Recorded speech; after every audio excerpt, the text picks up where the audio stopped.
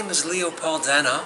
I'm here representing Montpellier Business School, part of Montpellier Research and Management.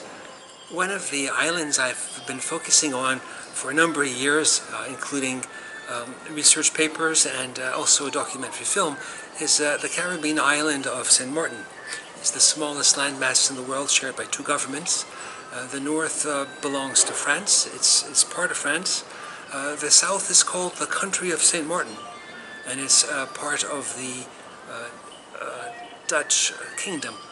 My talk this afternoon will be about how once upon a time, not long ago, Saint Martin was a very poor island, and many Saint Martiners would go to America, to Aruba, to other islands, to work and send home remittances. So Saint Martin on both sides was basically an island dependent on remittances from those who went away.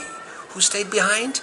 The very old, who couldn't work abroad, and the very young, who often stayed with their grandparents, who were often born somewhere else but stayed with their grandparents for logistical reasons. And well, until the late 50s, St. Martin was a poor place. Then at the time, lots of American investment was in Cuba, and lots of American tourism went to Cuba with lots of investment in hotels and infrastructure, etc., until Fidel Castro did something which was very good for St. Martin.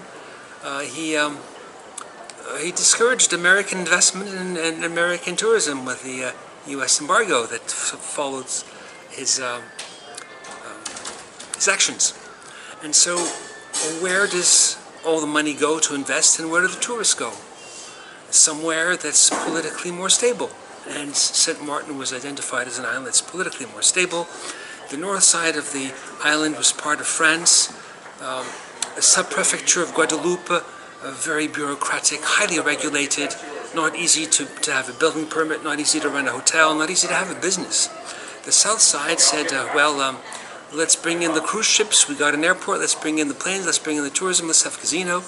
And the south side, St. Martin, prospered until weather changes in the 1990s.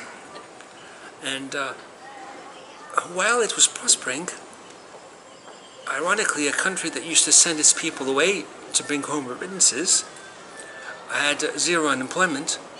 We had a labor shortage. And so we see a very exciting scenario of what used to be out-migration island with not enough employment, depending on remittances, suddenly becomes a very wealthy island with so many outsiders coming to work that the local people were outnumbered. What have we learned? Well, economic change prompts political change. And political change will also prompt economic change. So we can no longer look at one item as the unit of analysis that's the predictor of all. It's all dynamic, nothing is static, and everything is interlinked.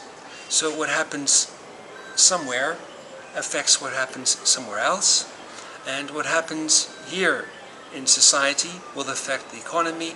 What happens in the economy will affect the politics will affect the economy will affect how we live at home.